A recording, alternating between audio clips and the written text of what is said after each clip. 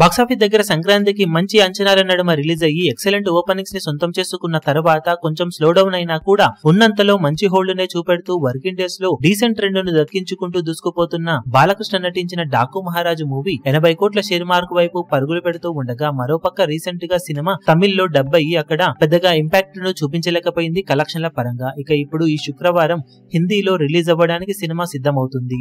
హిందీలో ఈ వీక్ లో అక్షయ్ కుమార్ నటించిన స్కై ఫోర్స్ సినిమా రిలీజ్ కానుండగా 50 రోజులను పూర్తి చేసుకున్న Pushpa 2 movie almost slow down అయింది.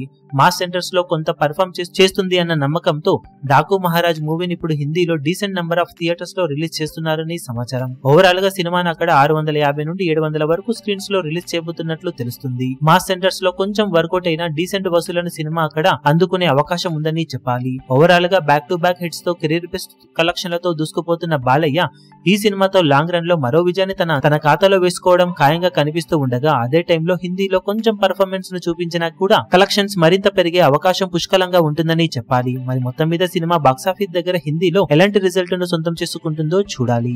ఈ వీడియో మీకు నచ్చినట్లయితే లైక్ చేయండి, షేర్ చేయండి, ఛానల్ ను సబ్స్క్రైబ్ చేయడం మాత్రం మరవకండి. ఏ చిన్న అప్డేట్ ను మిస్ అవ్వకూడదు అనుకుంటే బెల్ ఐకాన్ ను ప్రెస్ చేయండి.